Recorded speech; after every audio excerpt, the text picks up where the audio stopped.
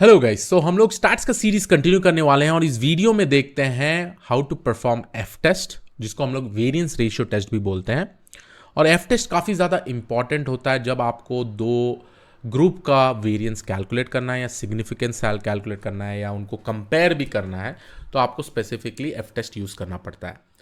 अब चलिए एक एग्जाम्पल के साथ देखते हैं और उसके बाद हम लोग देखते हैं कि कैसे हम लोग इसका फॉर्मूला अप्लाई कर पाएंगे using F test. Okay, and इसको हम लोग बेसिकली हाइपोथेसिस टेस्टिंग से ही परफॉर्म कर सकते हैं। और चलिए ये रहा डेटा हमारा। The following data shows the number of bulbs produce daily for some days by two workers A and B. तो ए पहला दिन 40, दूसरा दिन 30, तीसरा दिन 38, चौथा दिन 41, फिफ्थ डे 38, सिक्स डे 35। ऐसे बी का डेटा है थोड़े दिनों के लिए। ठीक है, अब ये दोनों का डेटा है हम लोगों के पास, दो ग्रुप का डेटा है। ठीक है, क्या हम कंसिडर कर सकते हैं based on the data worker B is more stable and efficient.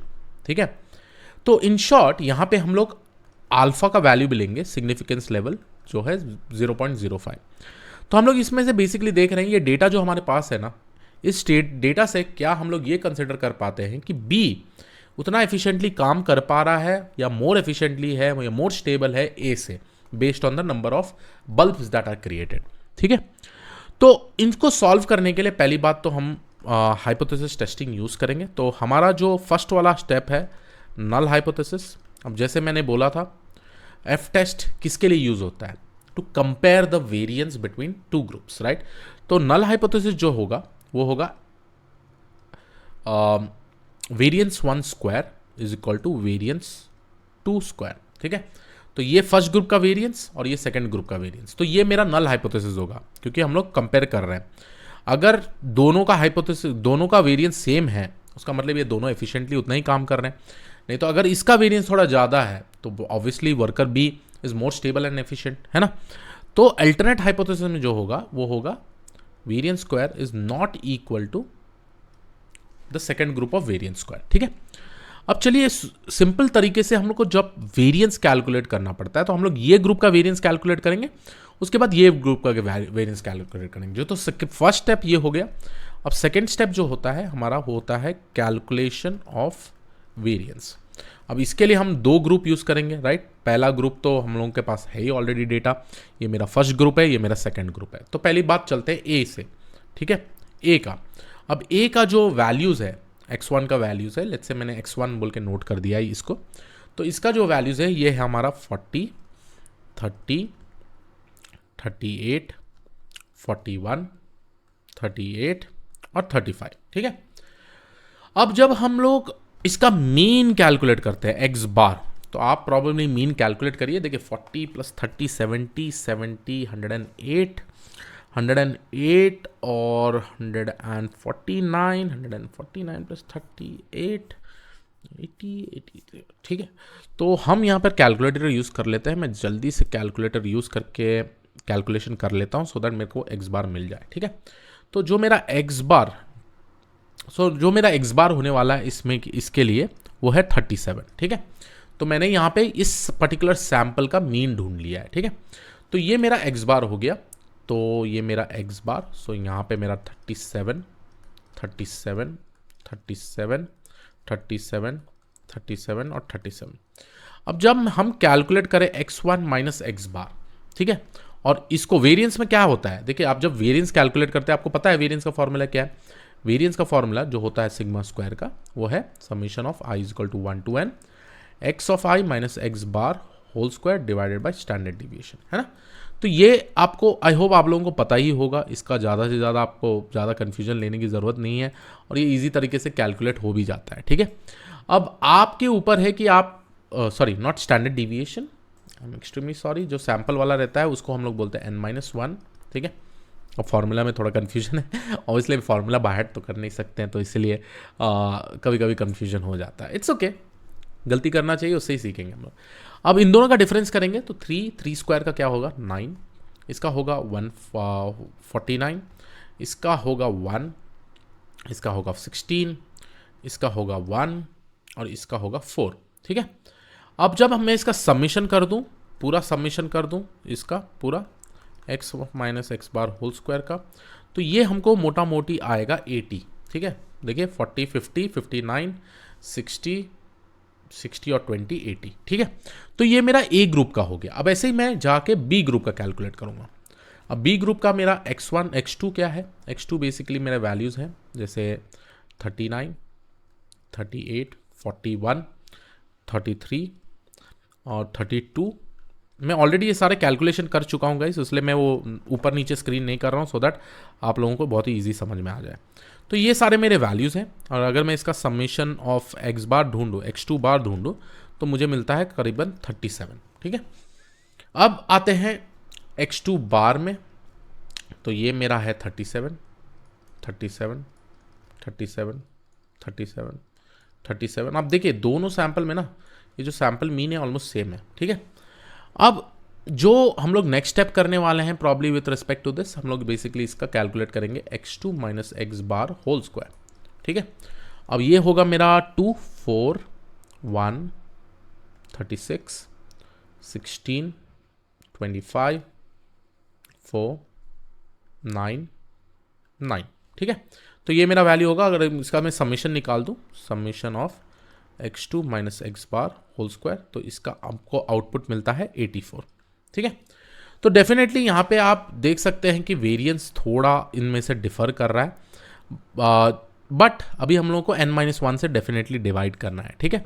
तो हम लोग इसका सैंपल का कैलकुलेट करते हैं, उसके बाद इसके सैंपल का कैलकुलेट करते हैं। तो हमारा जो s1 स्क्वायर है ये बेसिकली है हमारा टोटल 80, जो हमारा वेरिएंस का फॉर्मूला है 80 डिवाइडेड बाय n1 माइनस 1 आएगा, क्योंकि n1 जो है सैंपल साइज इसका है, और h2 स्क्वायर जो है, h2 स्क्वायर जो सैंपल 2 का जो वेरिएंस है, ये बेसिकली हम लोग वेरिएंस फॉर्मूला है, राइट।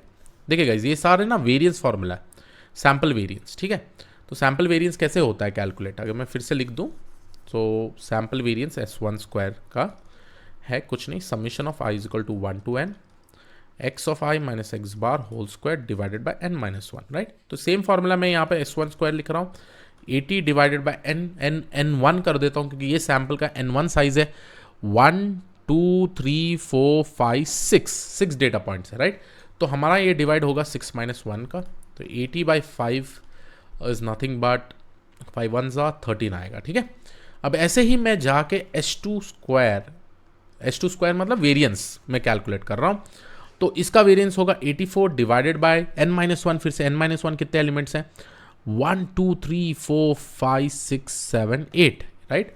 तो 8 माइनस 1 को हम लोग 7 बोलेंगे, तो 84 divide by 7 which is nothing but it is 12, ठीक है। तो यहाँ पे हमको 13 मिला, यहाँ पे 12 मिला।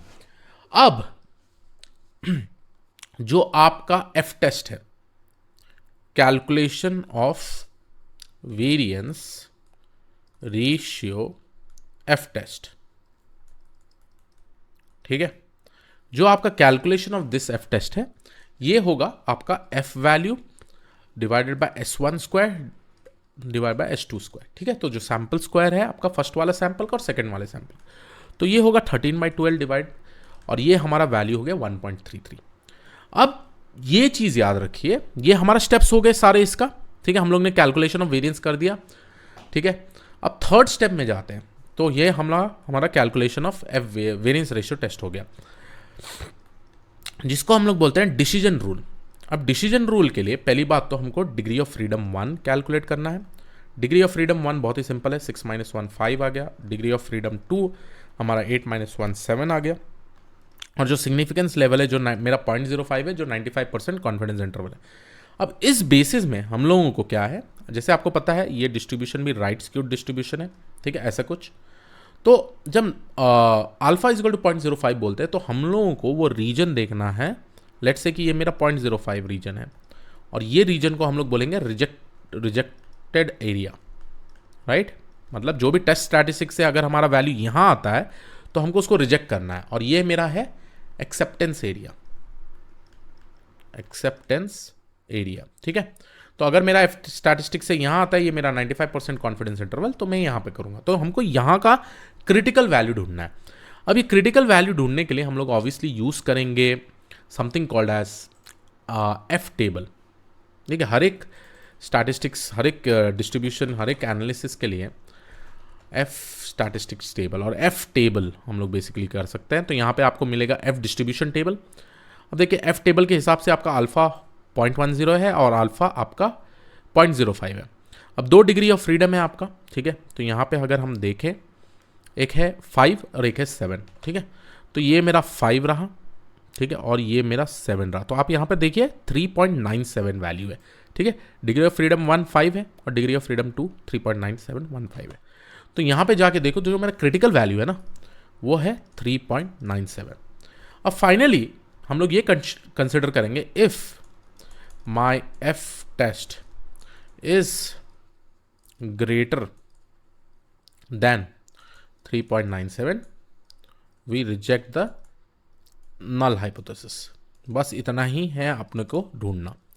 अब आपको पता है कि हमारा जो एफ टेस्ट कितना है, एफ टेस्ट इधर है 1.33। तो अब यहाँ पे देख सकते हैं 1.33 is less than 3.97। So what do we do, we fail to reject the null hypothesis, fail to reject the null hypothesis. और फाइनली आप ये कंक्लूड कर सकते हैं इसके थ्रू कि worker B is not efficient when compared to worker A, ठीक है, when compared to worker A. मतलब ये दोनों एक ही समान है, ठीक है, क्योंकि ये डेली काम कर रहे हैं एट एन एवरेज, कोई इतना बड़ा डिफरेंस नहीं है, वेरिएंस ऑलमोस्ट सेम है। और जब आप वेरिएंस कैलकुलेट कर रहे हैं 95% कॉन्फिडेंस इंटरवल में, आपको कितना डिफरेंस मिल रहा है, 13 और 12, राइट। तो इस तरीके से आप डेफिनेटली एक एफ टेस्ट के थ्रू 2 ग्रुप का वेरिएंस कैलकुलेट करते हैं by using variance ratio test और एफ टेस्ट, राइट। तो ये रहा स्टेप्स। पहला स्टेप है नल हाइपोथेसिस के बारे में समझना, अल्टरनेट हाइपोथेसिस के बारे में समझना। उसके बाद आप ढूंढेंगे कैलकुलेशन ऑफ वेरिएंस, उसके बाद आप आते हैं calculation of variance ratio test, F test, उसका फॉर्मूला ये है, ठीक है। उसके बाद आप डिसीजन रूल बनाते हैं, आपको क्रिटिकल वैल्यू ढूंढना पड़ता है, ये आपका क्रिटिकल वैल्यू है, ठीक है। और ये आया है कौन से टेबल से, ये आया है एफ टेबल से, ठीक है। उसके बाद if F test is greater than this, reject. तो ये मेरा कंक्लूजन है स्पेसिफिकली, ठीक है।